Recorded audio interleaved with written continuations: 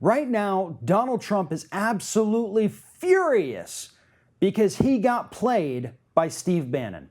Here's what happened. According to Donald Trump, Trump says that he wasn't briefed on the executive order that he signed that put Steve Bannon on the National Security Council.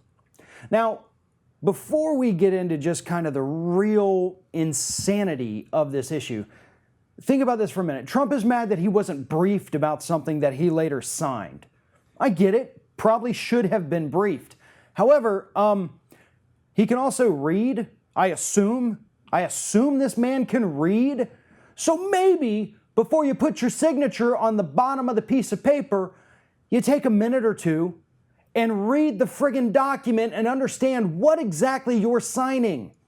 If you don't do that, hell, Steve Bannon could have put an order in front of you, you sign it, and guess what? You just authorized a nuclear strike against Canada. Or you just signed over your right to the presidency over to Steve Bannon.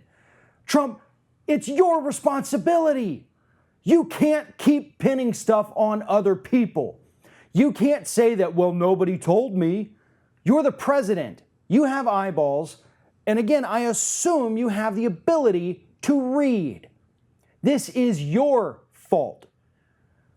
But what this really means is that there currently is a power struggle inside the White House between Steve Bannon and Donald Trump. That's what this is about. Trump's not mad that he got hoodwinked. He got mad that we all know that he got hoodwinked.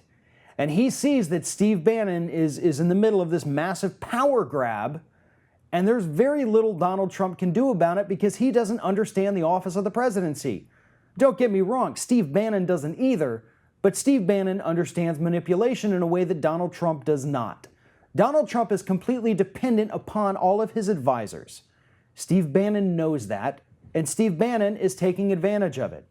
And that's one of the reasons we're seeing so many people online, on Twitter, on Facebook, referring to him as President Bannon just to get a rise out of Donald Trump. And the sad thing is, it's working. And this is what we have to continue doing. We have to continue referring to him as President Bannon and Mr. Trump. Because eventually Trump's going to get so mad that he's going to fire Bannon because of it, because he can't stand to not be the center of attention. And that would probably be the best thing for this country right now, is to get rid of Steve Bannon. But then we're still left with this idiot man-child as our president who doesn't take the time to read his executive orders before he signs them. You know, the last time we had a president who just chose not to read things that were placed in front of him, we ended up losing close to 3,000 American citizens in the worst terrorist attack on U.S. soil. So Donald, please, for the sake of America, read.